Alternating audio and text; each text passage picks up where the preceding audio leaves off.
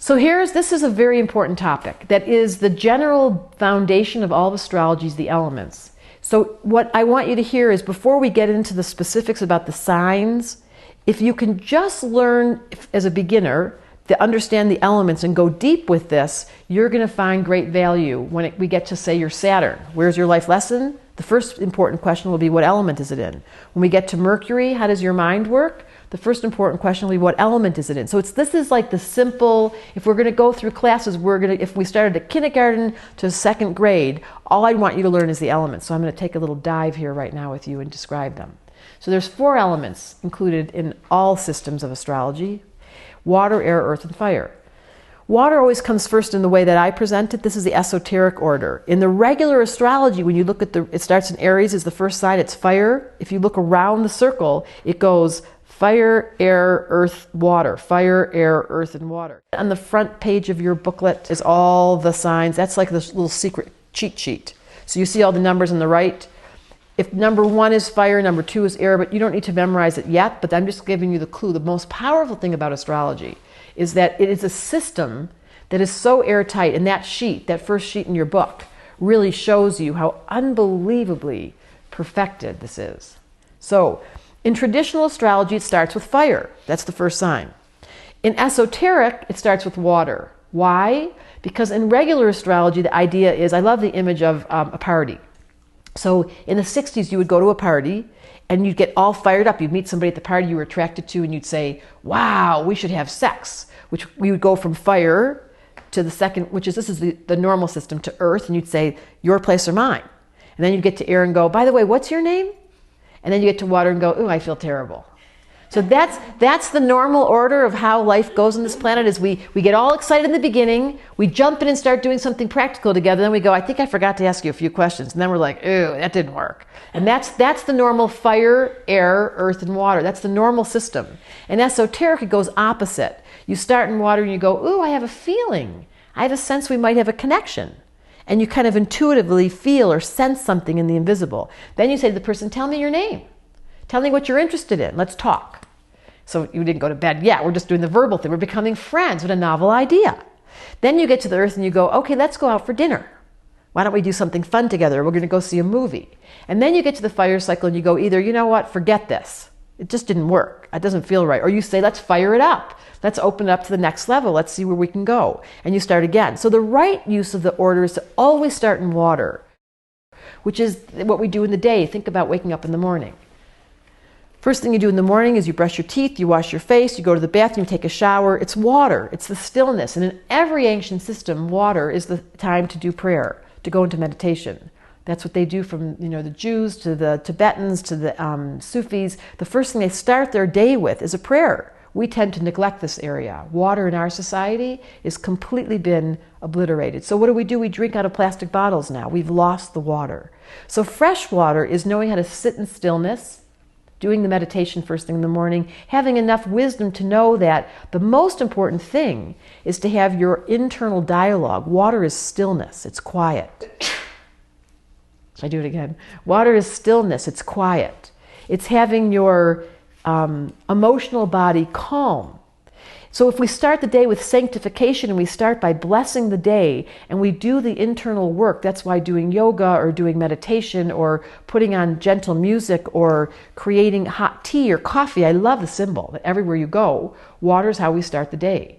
But the question is, are we jazzing up and drinking the coffee to get ourselves all ready to go? Or are we drinking the tea and dropping in and being quiet to actually listen to how can I serve?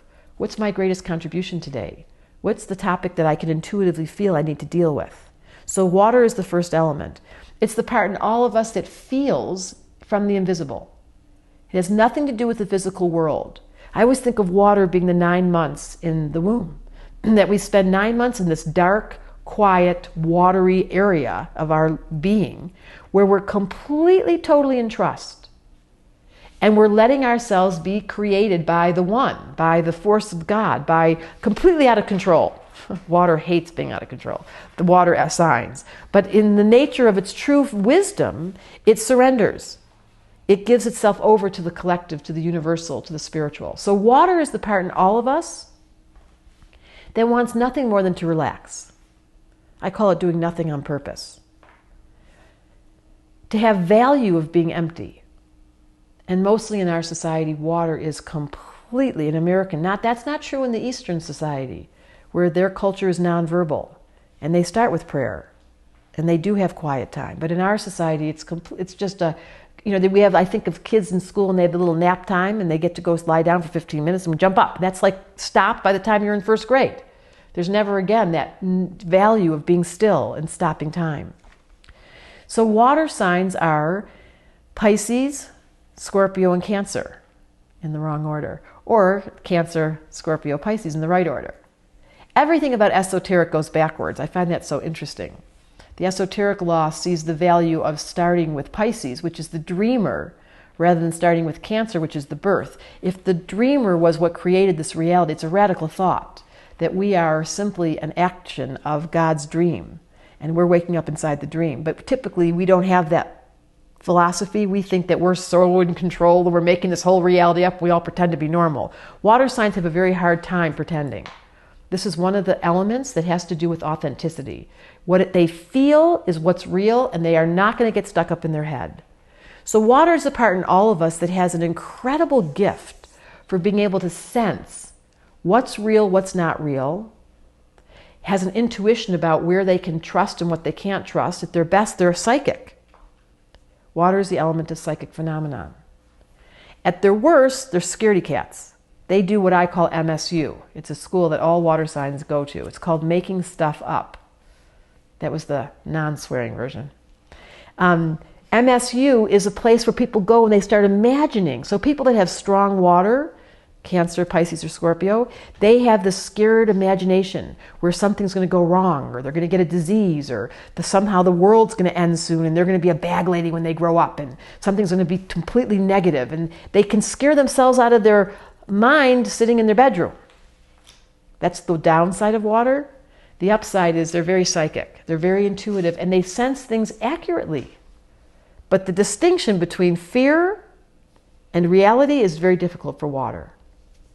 So it's the part in all of us that just longs for connection and being at home and having peace and cuddly and snuggly and feeling like we can really be at one and be connected and have a sense of dinner together. That would be like water's favorite thing. Can we just make dinner and stay at home and put some music on? And I'd love to snuggle up and cuddle afterwards, and we can watch a movie. That's like a water dream. We can go into the imaginary world of the movies. We can all hold hands while we're watching it. Now I feel like we're connected. At their downside, they can be reclusive. They can be really psychologically scared, phobias. And at their upside, they're these creative geniuses that can do poetry and dancing and making movies, and they're incredibly creative. We all know those people that when you go to the party, they're the ones that are standing in the corner holding the drink going, is it almost over? Because they can't talk easily. Water people are not the most social. Their gift is really being able to provide the atmosphere and creating a lovely space and organizing. They're very good because they're so fastidious. They get a little scared when they're out of control. So they want to organize there, but they don't want to be there when the people get there. They don't like people. People for them are irritating. Their system gets overly reactive to too much stimulation. So walking through a theater, or too many people, going to a concert or to an airport or a hospital is like, whoa, can you feel it? We're like, what, air people, what are you talking about? But to a water person, it's like, I need to go home now. So it's the part in all of us that needs stillness and doesn't always know the spiritual part of knowing what it is to be quiet on purpose and actually understanding that you can learn meditation. You can learn what it is to absolutely rest in a bathtub with a glass of wine with an intention to calm down the internal dialogue. So that's water. Water is the sensitive part, quiet, rich imagination, very loving, and extremely psychic at its best. If you're missing water, or your life lessons water, you want to keep paying attention to your emotional body. So that's a very important counsel that I give people that are missing water. What am I feeling right now? And I say stop. Right then and there I go, stop, take a breath, and in this instant, tell me what you're feeling. And it brings them right into the moment, and they start to realize, oh my God. And they usually say, I don't know, because people that don't have water can't feel very easily. And then I say, just check out. And they go, use your body as your gauge. It's my next comment. And they'll go, I'm feeling a little bit tense. That's a perfect step. That's like the first step. Okay, so now we've tracked you. You're in your body. You're aware. Or they're saying, I'm really excited. This is so much fun. I'm having the best time. Well, that's another tag of the feeling body. So people that are missing water need the assistance. Go cry. I tell them, I give them a list of sad films. Find your feeling in the moment and find someone who's really emotional that you could sit next to who you know is comfortable with their feeling body. The next element is air.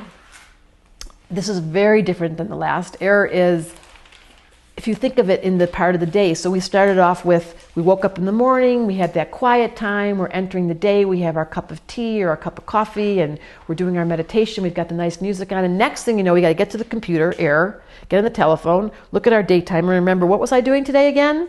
Air people are a little bit airhead-like, and they forget where they're going and what they're doing, and they have 35 ideas at all times, and they're socially connected, and they love being around people. So it's the opposite of water's like, shh, get those people out of here. Air's like, no, have them around for a little bit. They don't do anything for too long, air people. They like to get things done quickly. They're very fast. They're very intellectual. They have a huge appetite for information. They love astrology. Reading this stuff and studying it and getting yourself entertained by new thoughts and science. And what does that person say about that? And oh, I read a really good book. And then I couldn't finish it because I found this other book, and I got a magazine, and I read the short version. And then I figured out that, you know what, I'm going to go online and just figure it out by researching one word, and bing, they just get off on the smallest little information. So in the cycles, air is the place where we begin to research, we begin to collect information, and we find the people, and we learn about projects, and we really ask a lot of questions. They are unbelievably inquisitive. They can read the backs of the deodorant bottle in the bathroom and start getting off on, oh, wow, I wonder how they made this. I wonder where this came from. Oh, look, it was made in New York. I wonder how they got the lid. They're just completely, someone called them a 25-cent whore who they will think about anything for any period of time because they just want to have their mind stimulated. I love that. Like put the quarter in and then my mind goes off. So they need to have the television and the radio and the internet and books. And they have a great gift for communicating. Their specialty is teaching. Taking big ideas into small bite sizes and keeping you interested. It's like a commercial. I always think of them as 60-second commercials, air signs. That's how long their attention span is. And they say something and they mean it when they say it and they forget what they said 10 minutes later. Where did I put that? I always think of the version of Einstein who had lots of error, and he was walking, I love the story, he was at MIT and some students walked up to him and he had this great conversation about something. At the end of the conversation he said, was I walking toward the school or away from the school when we started this? Like, which direction was I going? And that's error. Like, I'm completely confused. I have to make a decision. I can't quite remember where I was going, but I'm sure you can help me, can't you? And then they start to seek help. They call somebody, they find a friend, they get advice, they find someone to help because left to their own devices, they're indecisive. And they can't remember. And their gift is connecting us by our heart. At the highest level, air people are really good at relationship. They value being close to another. At their lowest level, they're fickle. Change their mind, they're cut off, they don't know what they're feeling, and they're super disjointed. It's like they say they want to be in a relationship, but they don't want to be in a relationship, but they say they want to be close, but they don't, but they do, but you're like, you're confusing me. And then secretly they're thinking, I'm confused too. So their gift is articulating and communicating, and their challenge is, how do I use my mind?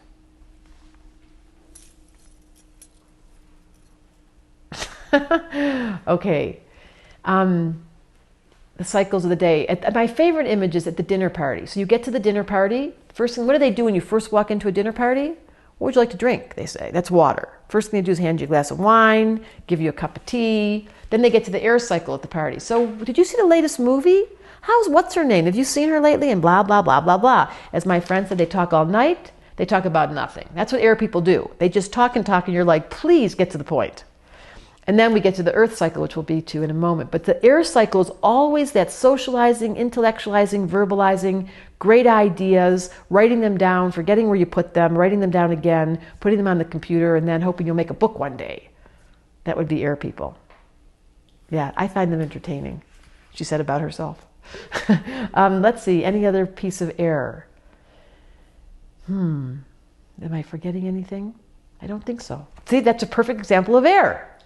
Like they are wing artists. Is that a term? A wing nut.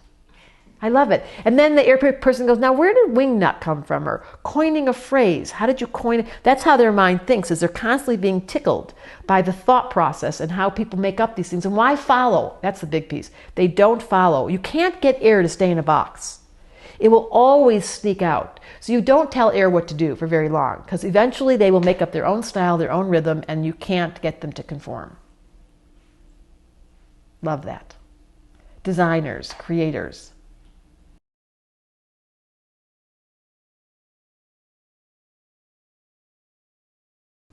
If they're missing air entirely, I say to those people, you have to journal.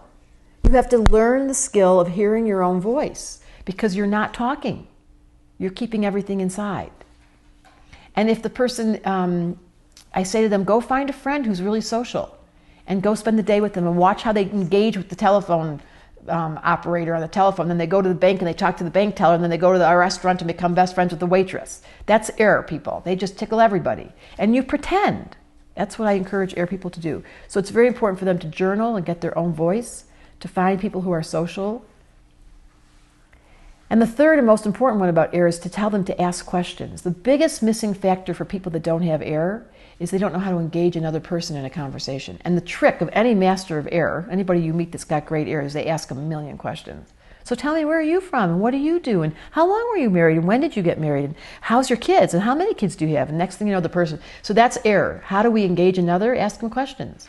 It's the quickest way. And I always teach people, if you don't know how to have a conversation or be at a party, it's a short answer. Practical. This is the part of us that's grounded, that wants results, that wants to know how long is it going to take, how much money is it going to cost. Money, practicality, nail it down. Put the T's, dot the I's, make sure everything's, we got insurance, how are the tires in the car? Get everything covered? Let's make sure we get things done. Make a list. Oh, they love that. Checking things off the list. That feels so good to earth people. The air person's going, where is the list? And the water person's going, I'll help you. Do you want me to get you your list? So the earth person's like, no, we've got things to do. Don't be helping me. I'll tell you what to do. They're very organized. They're very dictating at their worst. They are leaders. They're people that have very specific style. And if you don't do it their way, they don't get you. They're like, forget it. I'll do it.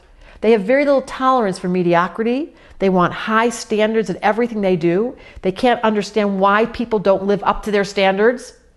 They're very judgmental. If you're not like them, they think you've got a problem. And they have a real thing about control. It's mine. Do it my way.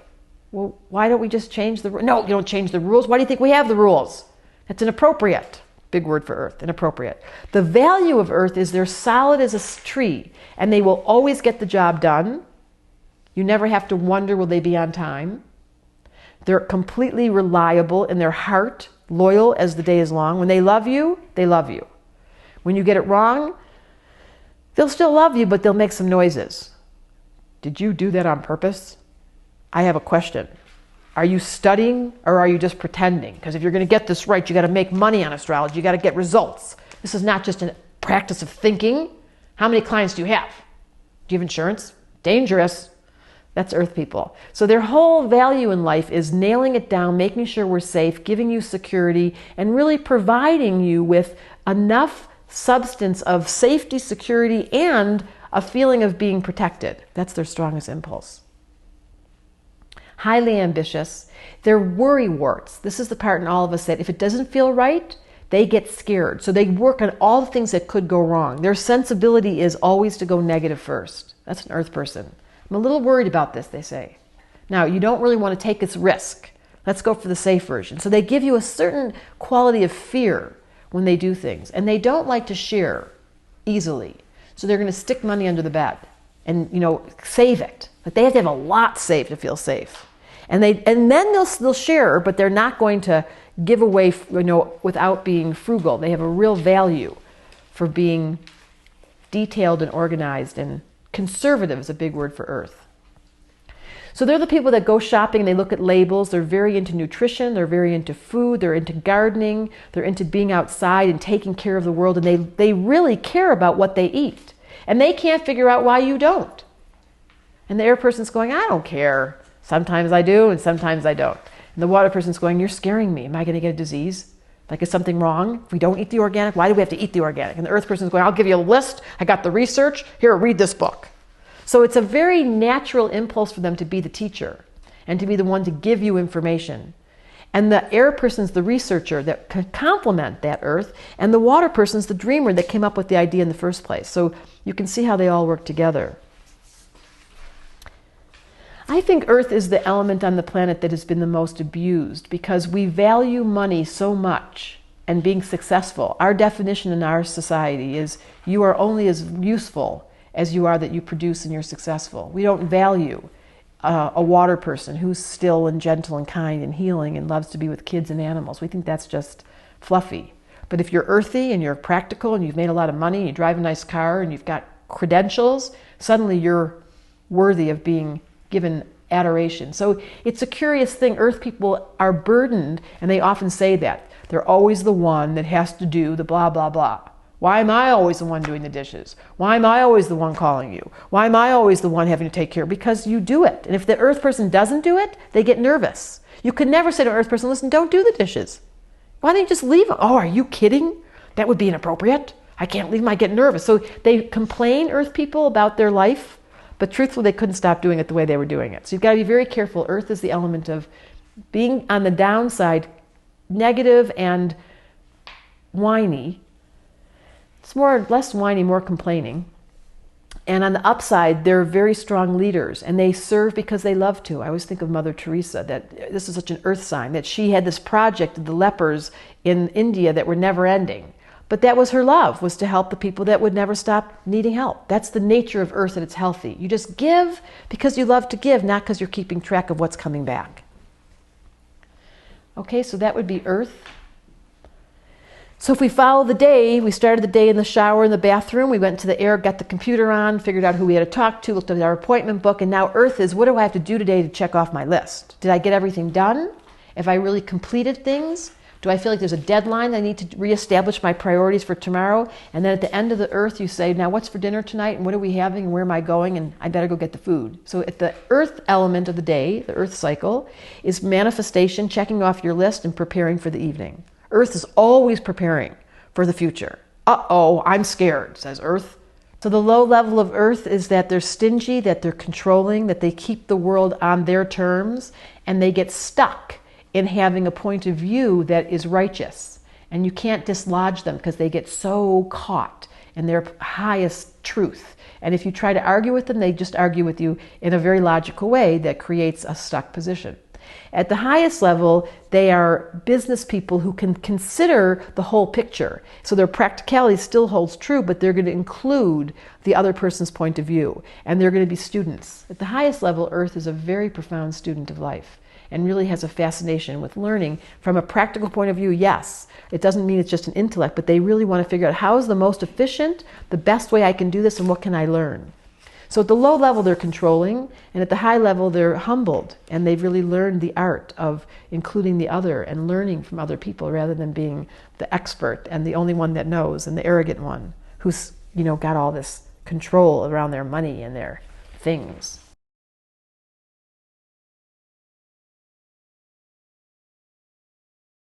If someone's missing Earth, you want to say, this is very important, go get a routine.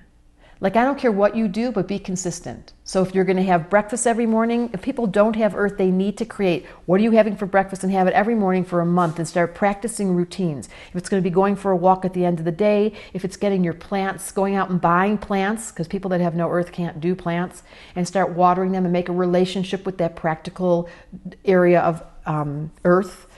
I say to them, go clean your closets. Like I'll say to somebody, you need to go home. You have no Earth in your chart. You have no respect for the physical world. It's not your fault, but you've got to cultivate it. So go home and take care of that practical world. And of course, if they don't have ways of taking care of their money, I say, you know what, go hire a financial planner. Like, nothing's wrong with saying you can't do it. But if you can't do it, go get help. The other thing that Earth people, they tend to either be cluttered or they're so fastidious, and I say to Earth people that are preoccupied with it, leave a mess. Like, leave the house today and don't make the bed. They go, I can't. I go, just practice, just try the exercise of realizing that none of that matters. You really learn that quick when you are in a crisis. That all that practical detail stuff that makes you feel safe is just, it's just extra, it's excess. What really matters is being in the moment and being present and accepting your internal state. It's funny. So someone that's lacking earth, I give them the practical exercise, and of course, find the people in the world that you know are really good at this and follow them around. Fire is the element of joy and laughter and humor and a little bit wild. It's the part in all of us that goes, okay, already with all this stuff. Where is the fun factor? Turn on the music. Let's go for a run. I need to sweat. Where's the sex? Come on, give me a little juice. Crank it up. I was watching Britney Spears. We were doing an astrology project last night and found out that she was fire, surprise. And her and Madonna, fire, surprise. We're on this video together doing law. I mean, that's the nature of fire. They just love to be like, let me show you me, and let me express myself, and let me have an experience of being alive so we all can have a party. And so their challenge is they have an indulgence factor. Fire is the part in all of us just doesn't want to stop. It just wants to keep going, even when it's time to stop and they're hurting, when their soul's in the backseat going, I don't want to do this anymore. They're like, you'll never stop. We'll keep going. They have an incredible amount of will, drive, impulse. So if we look at the party, we started off, we drank the wine, then we started talking about old chit-chat with what's her name, then we sat down and we had dinner, the earth cycle, what's for dinner, we started doing the dishes and figured out who's bringing what, and then the fire is turn on the music, light up, put the fire on. Where's the party? Let's start having a joyful experience. So there's this incredible fun factor that comes with fire. And it's the part in all of us that wants to be seen. It has to do with ego. Can you see me? Can you recognize me? Do I stand out? Am I worthy? Fire has a great need to be applauded and to be accepted and to get feedback. So unlike the water who's going, oh God, can we go home? Fire's going, are you kidding? We're not going home. Nobody's noticed me yet. So they wear the hats and the outfits. And it's the part that really wants to be engaged in life without mediocrity. Fire there's no such thing as lukewarm fire. It has to be hot all the time. So it's the part in all of us that needs, these people medicate, they drink alcohol. I always think of it as fire water. They take drugs. They do anything to alter their state because they want to be in that heightened state rather than the mundane world of being quiet and bored, like water or earth.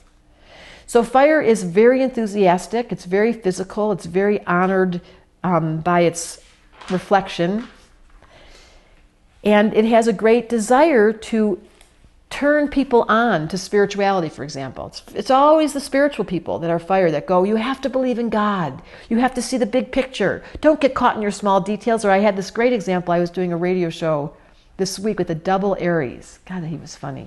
And he gave this example on the show that someone said to him, how do I look in this shirt? No, do I look fat in this shirt? And his answer was, yes, you look fat in the shirt. It's because you eat too much. Like all the person said was, how do I look? And he had to give him a whole, the fire people can't just go, no, the shirt looks fine. You might want to just loosen it a little bit. But no, you eat too much. Like there's always this blunt edginess at its worst where they can't hold back. And they say the thing that you want to say, could you just change your language? So their skill set is to learn how to tell the truth and have people want to hear it.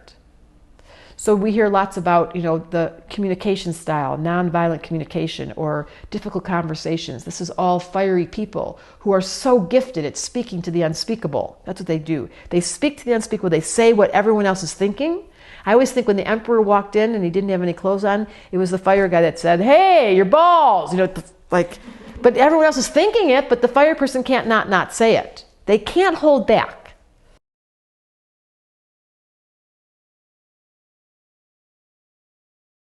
When someone's missing fire entirely, I tell them to go get music and put it on really loud and sing, whether it's in the car or it's in your house. They've got to open up their throat chakra. People that are missing fire can't get angry. They get angry and they start to cry immediately. They don't have comfort in their body with pushing. So if they can start learning how to use their voice, especially in singing, because when you sing loud and you're comfortable being loud, in the name of joy or pleasure, it doesn't take you to the fear part. And then you start getting comfortable, wow, I can move the chi. Or going and getting exercise. I will tell people that are missing fire, you have to exercise. Like, there's no question here. If you don't move your fire, you're going to get sick. And you're going to find yourself lethargic. When someone's missing fire and has no energy, I always counsel them. I say exercise is exorcism. Because if you're holding on to stuff and it gets stuck in your body, it's only exercise that gets that stuff out. So in the day, we have waking up in the morning, getting onto the computer was water, doing the meditation. Air was the computer. What's my day look like? My schedule. Earth was now let's do the work, check it off our list. Let's make sure that we've got dinner planned. And then we sit around at the end of the day in the fire cycle around the hearth, around a fire with a glass of wine, and we share our stories with our family and say, how was your day? Tell me everything. And, oh, you won't believe what happened to me today. And we do the complaining and the stories, and we get all juicy. So this is the natural flow of the elements. People that are lacking one of these elements, and you can see by your own scores, if you're low in water, and that would be anything between 5 and below on the test on the website, that has to do with people that don't know how to feel. They're cut off. So if you lack water, it means that you really don't have compassion in an easy way. You hear a story and you're like, what's the big deal? If you're high in water, which would be 7 or above, it means you feel everything. And you can cry at the commercials and you're wondering why you're feeling sad walking through someone's house, or you get the wrong vibe, or it's very, very sensitive. Those are people that are hypersensitive and can't find their boundaries if you've scored high in that first category. The second category, if you scored low, they're not social. People that have low scores in air, they don't really have the interest in being able to talk to others. They find people boring. They don't have that fascination that the air people do. Like, what are you thinking? And what are you doing? And tell me a new story. They're like, I got work to do. So people that don't have air don't have that same interest, and they tend to be more introverted. And as a result, they have a less easy time with relationship. If you've scored very high on air, it means your favorite thing is socializing. In fact, you can be overly distracted because of the intellectual appetite that you might have. And the last is fire. If you've scored low on fire, that means that you're scared of conflict. You're going to avoid it at all costs. You're going to hold in rather than speak out. And you're going to drive 3 miles out of the way to avoid the fight. So you're going to probably feel at times like you're getting taken advantage of, or you can't quite find your passion, your voice. You can't figure out how to stand up for yourself and organize your world for your own value, for your own ego, for your own fulfillment. If you've scored very high on fire, it means that you're very comfortable in being publicly seen, taking over, showing up, being physical, getting in your body and going for a run. That would be the easiest thing for you if you have a high score in fire. In fact, not being physical is like the weirdest thing. So you can see now we've just done the general. These are the 4 elements. And what you're going to find out as we get to the next cycle is when you take a planet, for example, let's talk about Mercury just briefly, is the thoughts. You're going to learn that Mercury describes how your mind works. If we take Mercury and we put it in a water element, how would your mind work? Just think about it for a moment. If you put your mental body in the element of water, you're going to find yourself under it's kind of nonverbal, feeling things. I often feel like water people keep their eyes closed at their favorite. So that would give me a clue of how your thought process worked. If your Mercury was in air and your thought was working on the level of socializing and communicating, I would know that you have a natural gift at making your mind go quickly and speed and intellect. If your Mercury was in earth, I know immediately that you think in bite-sized bits. You're going to be practical. Your mind is going to want to organize and get things in its right place. That's how you couldn't figure out how to do it any other way. And if your Mercury's in fire, you've got an impulsive mind. That even if you're a water sign, this is simply one of the planets. So what you learn is you take the planet, and first at this moment, just take the element. This is the very simple 2nd to 5th grade. What planet, what element is my planet in? So we're going to do more of that in a moment, but we've just done the elements. So water, air, earth, and fire, my very close friends that you can't get rid of. You can't live without them. I don't know how long you can live without water for something like 10 days to 2 weeks. Can't live without air more than a minute or 2. Can't live without earth, without food. And can't live without fire is the sun, is the heart.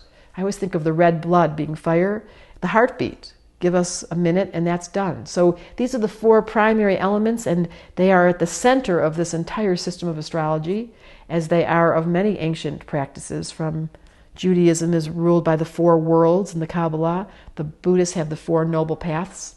And even in Hawaii, it's water, air, earth, and fire is their 4 central pieces to their whole hula philosophy. So it's everywhere. And the question is, what's the distribution you're carrying? And how do you make peace with that? And the most important question is, what of these 4 elements are you low in? That's what we're going to look at. Of the 4 elements, usually 1 or 2 feels really comfortable, and 1 might feel a little awkward, and sometimes there's 1 that you're not comfortable with at all. So you always want to balance. It's like four wheels and a tire. That's the nature of the elements. And you're driving a car. And if one of the tires is low, you're going to be off balance. So I'm going to look at your chart and I'm going to say, what's the nature of the distribution? And how do I help this person? And the last and most important detail is, what element is your Saturn in? And we're going to look at that more. But whatever your Saturn is in is the most important indicator of what you've come this lifetime to learn.